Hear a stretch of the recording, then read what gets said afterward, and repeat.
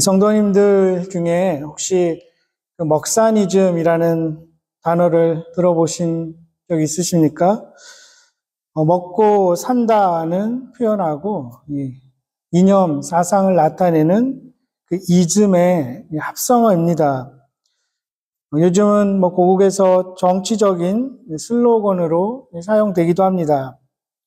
좌우 어떤 파란색, 붉은색 이렇게 나뉘어지는 이념, 색깔 논쟁은 그만하고 함께 잘 먹고 잘 사는 세상을 만들어 보자는 그런 신념을 담은 신조어입니다. 이런 표현들에는 잘 먹는 것이 잘 사는 것이다 라는 그런 기본적인 일반적인 생각이 깔려 있는 것 같습니다. 우리 말 중에 먹기 위해 산다 이런 표현도 있죠. 이전에 제가 알던 한 권사님이 해주신 말이 있는데, 그 권사님이 오랫동안 살던 그 집을 이제 정리하고 나이가 드시니까 작은 집으로 이제 옮기려고 이삿짐을 싸셨습니다. 근데 이삿짐을 싸다 보니까 집안 물품의 70%가 먹는 것과 관련된 것이었다. 이게 말씀하시는 게 참 인상적이어서 아직도 잊지 않고 있습니다. 그럴 수도 있다는 생각이 듭니다. 부엌용품부터 요리기구, 심지어 식탁, 의자, 다 먹는 것과 관련된 것이죠. 참 다양한 그런 먹는 것과 관련된 살림이 있습니다. 미식가들이 많은 나라 프랑스에서도 이빨로 무덤을 판다, 이런 속담도 있다고 합니다. 그만큼 사람들이 먹는 것에 시간, 물질을 많이 사용한다는 의미이죠. 그런 걸 보면 정말 우리 삶 속에서 이 먹는 것이 가장 중요할 수도 있겠다 싶기도 합니다. 오늘 본문의 이 배경 주제도 역시 먹고 사는 문제입니다. 요한복음 6장 처음 부분에서 함께 나누었지만 예수님께서 보리떡 5개, 또 작은 물고기 2마리로 수많은 사람들을 먹이셨죠. 그것을 직접 경험한 사람들이 이제 예수님을 붙잡아서 그들의 왕으로 삼으려고 합니다. 그때 예수님이 그들을 피해서 갈릴리 호수를 건너서 건너편 이제 가버나움이라는 곳으로 가신 거죠. 6장 15절에 보니까 이렇게 되어 있습니다. 그러므로 예수께서 그들이 와서 자기를 억지로 붙들어 임금으로 삼으려는 줄 아시고 다시 혼자 산으로 떠나가시니라. 먼저 산으로 떠나가신 거죠. 이제 떠나가신다 이 표현도 원어적으로 보면 허겁지겁 도망치듯이 달아나는 그런 상황입니다. 그래서 어떤 신학자들은 그러니까 완곡하게 점잖게 다시 번역해서 떠나가셨다 이렇게 번역했다고 주장하는 사람들도 있습니다. 당시 많이 당황하셨을 그 예수님의 인간적인 모습을 상상해 볼 수 있습니다. 근데 그 자리까지 이제 사람들이 예수님을 찾아왔습니다. 그 예수님을 찾아온 이유를 예수님은 이렇게 말씀하십니다. 26절에 예수께서 대답하여 이르시되 내가 진실로 진실로 너희에게 이르노니 너희가 나를 찾는 것은 표적을 본 까닭이 아니요 떡을 먹고 배부른 까닭이로다. 얼마 전에 그렇게 한 끼를 때운 사람들 시간이 지나면 다시 배고프겠죠. 예수님께 찾아왔지만 예수님은 이제 동일한 방식으로 거기 있는 사람들 그렇게 다시 먹이지는 않습니다. 배가 고픈 게 예수님을 그래서 찾아온 것이 잘못이겠습니까? 그렇진 않겠지만 요한은 계속해서 말하는 게 예수님께서 그렇게 기적을 일으키신 것이 사인이라는 것이죠. 표지판이라는 것이죠. 하나님 나라를 가리키는 것입니다. 하나님 나라에는 굶주림이 없다. 이것을 가리키는 사인, 표지판인데 사람들은 그 하나님 나라에는 관심이 없는 것이죠. 그 하나님 나라에 주목하지 않는 것입니다. 그러므로 하나님 나라 백성으로 이렇게 살아야 된다, 이러한 가르침에 관심이 있는 것이 아니라 단지 그 이유로 일하지 않고도 쉽게 계속해서 배부르기 위해서 주님을 찾아온 것이죠. 그 예수님을 주인으로, 정말 왕으로 섬기고 모시기 위함이 아니라 자신들의 욕망을 이루어줄 대상으로 여기고 있는 것입니다. 예수님을 믿고 따라가면서 함께 하나님 나라에 다다르고자 하는 소망은 없고 예수를 이용하려고 하는 자들이죠. 예수를 이용하려고 하는 그런 모습들, 다양한 형태로 지금도 나타나죠. 정치적인 세력을 규합하기 위해서 예수의 이름을 파는 자들도 있습니다. 자신들의 사상과 이익을 정당화하기 위해서, 혹은 인간적인, 문화적인 인기를 얻기 위해서 그저 예수의 이름, 기독교의 이름을 파는 자들도 있습니다. 그들은 모두 지금 예수님을 찾아서 가버나움까지 온 사람들과 비슷하지 않을까 싶습니다. 어쨌든 그렇게 모인 사람들에게 예수님은 만나 이야기를 하십니다. 만나, 대부분 아시겠지만 출애굽기 16장에 등장합니다. 이집트에서 노예로 살던 이스라엘 백성들이 모세의 지도 아래, 그 인도 아래 이제 떠나오게 됩니다. 그 후로 2달 정도 지났을까요? 이 신광야라는 그런 사막 가운데 도달하죠. 거기에서 먹을 것이 없다고 사람들이 불평합니다. 모세를 원망합니다. 그때 그 이후로 하나님이 하늘에서 이 만나를 내려주십니다.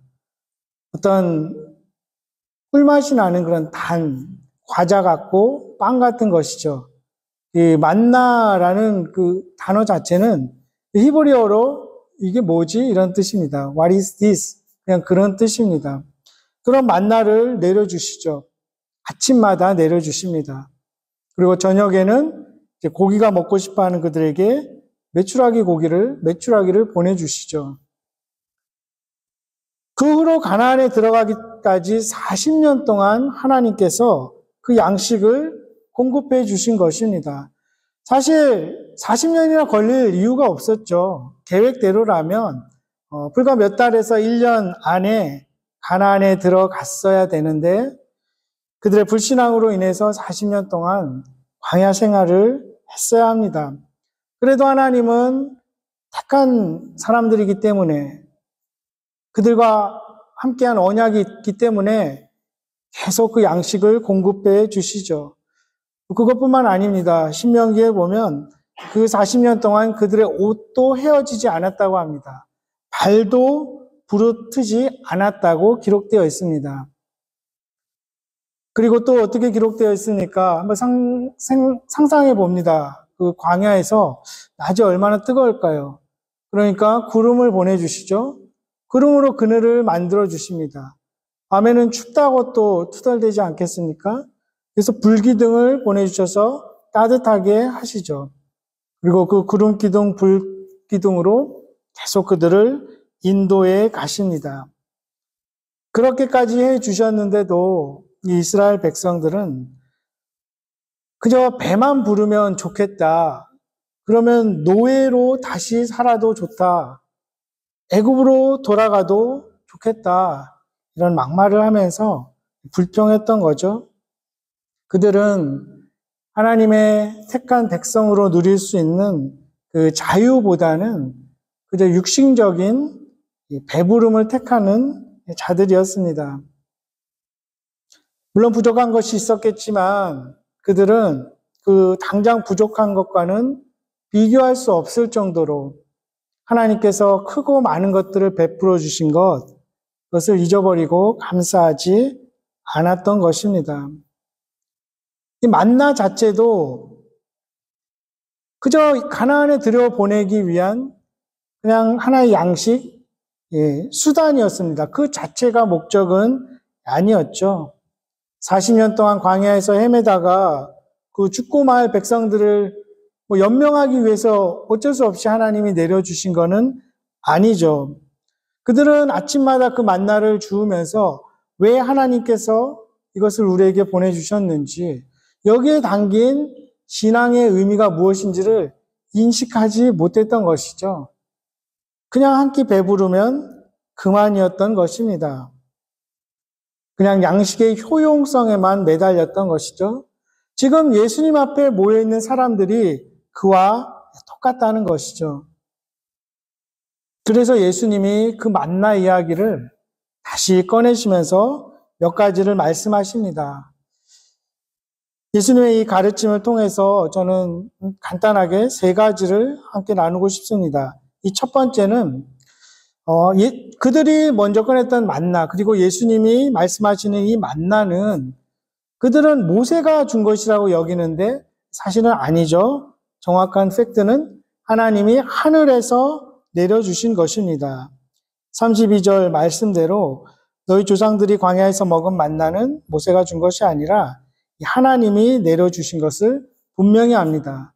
사람이 만들어낼 수 없는 것입니다. 이 세상에서 만들어지지 않는 것이죠. 주체가 하나님입니다. 주권이 늘 하나님에게 있다는 것을 알아야 한다는 것이죠. 즉 만나는 하나님의 은혜이고 주권입니다. 예수님이 그곳에 모인 사람들에게 또 말씀하시죠. 36절에 그러나 내가 너희에게 이르기를 너희는 나를 보고도 믿지 아니하는도다 하였느니라. 즉 기적을 본다고 예수님을 믿는 것은 아닙니다. 계속해서 37절에 예수님이 말씀하십니다. 아버지께서 내게 주시는 자는 다 내게로 올 것이요 내게 오는 자는 내가 결코 내쫓지 아니하리라. 예수님에게 오게 되는 것 하나님이 이끌어 주셔야 온다는 것입니다. 예수님이 일으키셨던 그 기적 아무리 보아도 하나님이 이끄시지 않으면 계속 나를 따라올 수 없다는 것입니다. 실제로 이 6장 후반절에 보면 거의 대부분의 사람들이 다 떠나갔던 것을 알게 됩니다. 반면에 우리는 예수님을 직접 본 적이 없지만 믿고 따릅니다. 하나님께서 예수 그리스도에게로 우리를 이끄셨기 때문입니다. 그렇기 때문에 어떤 의미에서 예수님은 사람들에게 계속 믿음을 강요하고 요구하러 오신 것이 아니라 하나님 아버지께서 인도하신 그 사람들을 모으고 살려내러 오셨다는 것을 예수님이 말씀하십니다. 예수님은 사람들이 스스로 하나님께 응답할 수 없는 존재임을 너무나 잘 알고 계셨죠. 요한도 잘 알고 있었습니다. 그래서 요한복음 1장의 시작 부분에서 빛이 세상에 왔을 때 사람들이 알아보지 못했다, 영접하지 않았다 말합니다. 영적으로 눈이 가리워 있는 것이죠. 우리를 하나님께로 이끄시는 것, 그리고 그들 중에 예수 그리스도에게로 이끄는 것은 전적으로 하나님의 은혜이고 주권임을 알게 됩니다. 그렇게 우리는 그 은혜에 늘 감사하고 그 은혜를 기억하고 더 구하게 되는 것이죠.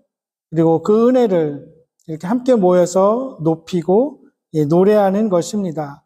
또 더 나아가서 우리도 우리 스스로 그렇게 은혜를 입은 것이 아니기에 은혜 받을 자격이 없는 사람들에게도 우리도 은혜를 베풀게 되는 것입니다.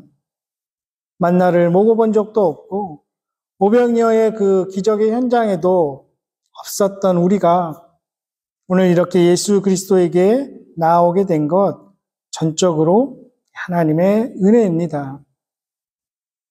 모든 것이 은혜이고 하나님의 주권에 속해 있음을 믿는 사람이라면 하나님의 주권으로 우리를 각자 다르게 부르신다는 것도 인정하게 됩니다. 어떤 사람은 하나님이 부요한 자로 부르십니다. 어떤 이들은 조금 덜 가진 자로 부르시기도 합니다. 부자로 사는 것, 또 가난하게 사는 것이 게으름만의 문제는 아니라는 거죠. 우리가 욥기서나 전도서를 통해서도 알게 됩니다. 물론 일반적인 원칙으로 게으름은 가난하게 되고 신실하고 정직하게 사는 자에게 하나님께서 부유함을 허락하시지만 반드시 항상 그렇지만은 않은 것이죠. 성실하게 살아도 또 부자가 되지 못하는 사람들도 있지 않습니까? 또 노력한 것에 비해서 부유하게 사는 사람들도 있습니다. 하나님의 그 주권, 그 은혜를 우리가 더 깊이 깨닫게 된다면 어떤 상황에서도 감사하고 우리는 기뻐할 수 있을 것입니다. 그리고 내가 이루었다고, 나는 자격이 된다고 교만하지도 않을 것입니다. 66절 이 뒷부분 보면 예수님이 이런 가르침을 베푸시니까 많은 사람들이 떠나갔습니다. 그리고 어떤 부류는 계속해서 남아 있습니다. 베드로도 고백하죠. 영생의 말씀이 주님께 있는데 내가 어디로 가겠습니까?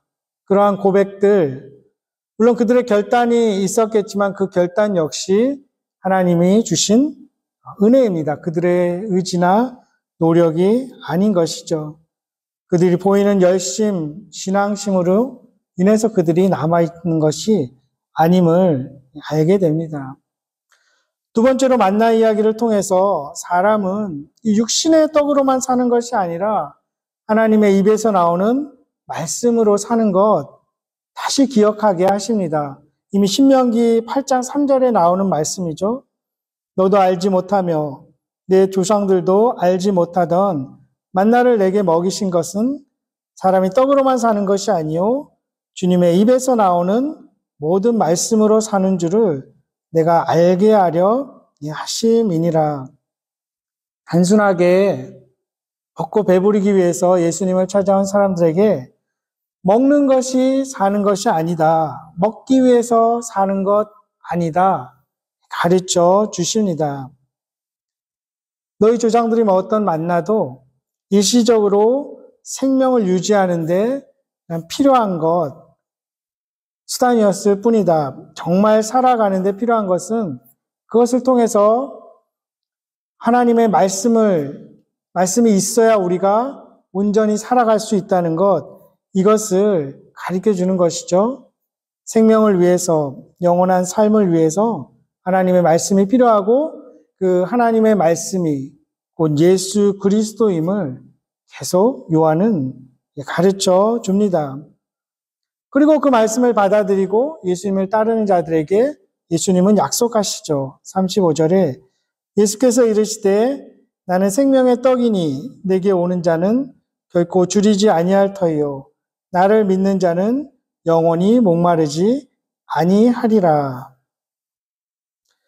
지난 주일에 나눈 말씀처럼 우리가 주님을 믿고 따르면서도 여전히 비바람을 맞을 수 있겠죠. 풍랑을 마주하는 날들이 있습니다.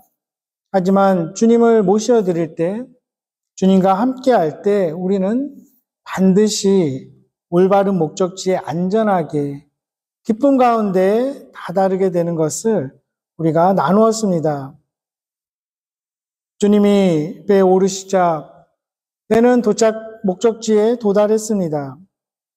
그리고 주님이 함께 하자 이제 제자들은 그 주변의 풍랑과는 관계없는 자들이 되었죠. 그 풍파를 넘어서는 존재가 된 것입니다. 그들이 예수님처럼 파도 위를 걸을 수 있는 능력을 가지게 된 것은 아니지만 아무리 바람이 불고 파도가 쳐도 주님을 영접하고 나니 그 주님과 함께 그들이 가려던 땅에 이르게 된 것을 알게 된 것입니다.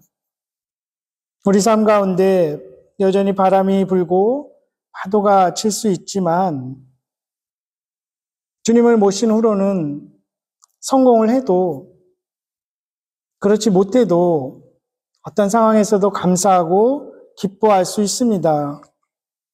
아픔 가운데서도 감사하고 기뻐할 수 있는 존재가 되는 것이죠.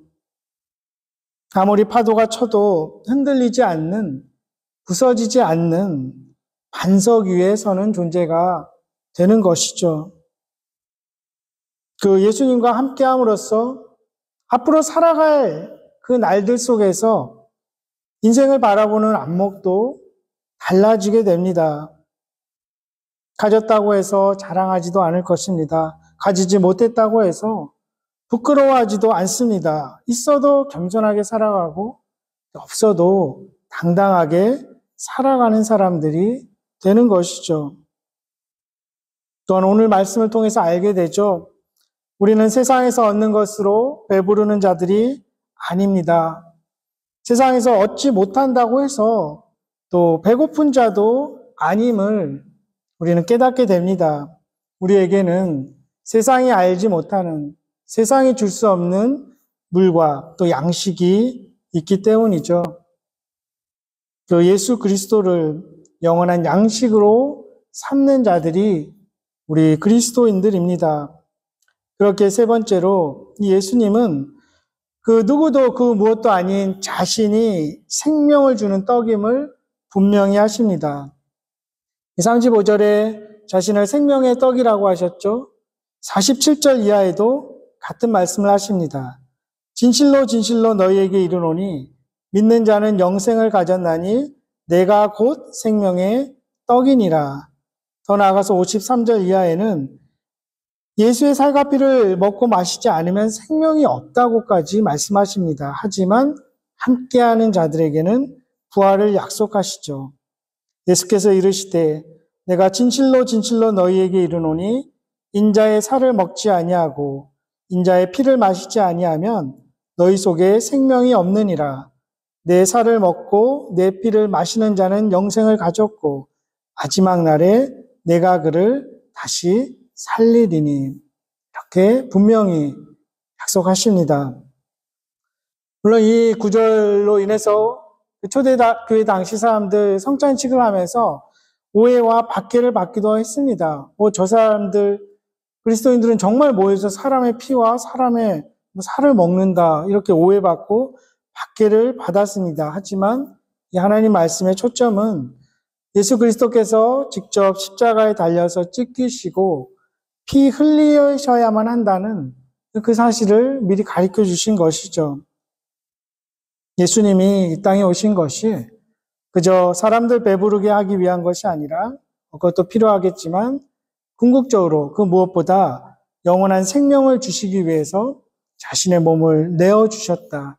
자신이 속죄 제물임을 알려주시는 것입니다.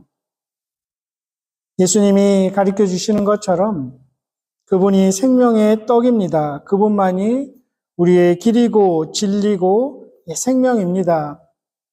우리가 살아가는 데 필요한 생명의 양식, 주님으로부터만 나옵니다.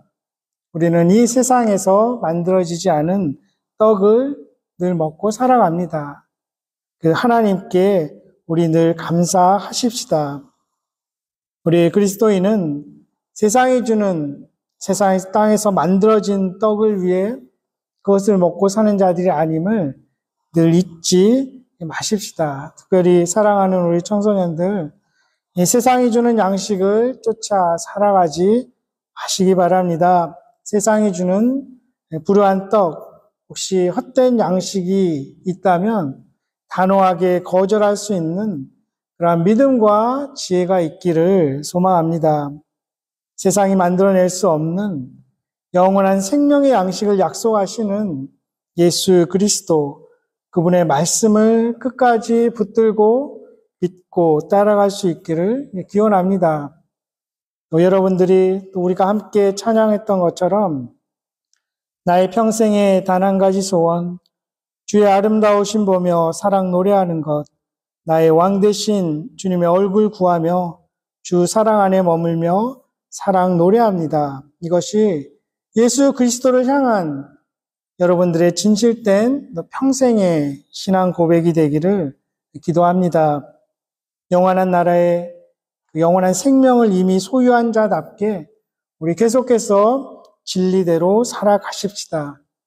우리 모두가 하늘에서 내려온 떡을 먹으며 살아가는 자답게 오늘도 신실한 믿음에 한 걸음 다시 내디딜 수 있기를 주님의 이름으로 축원합니다. 기도하겠습니다.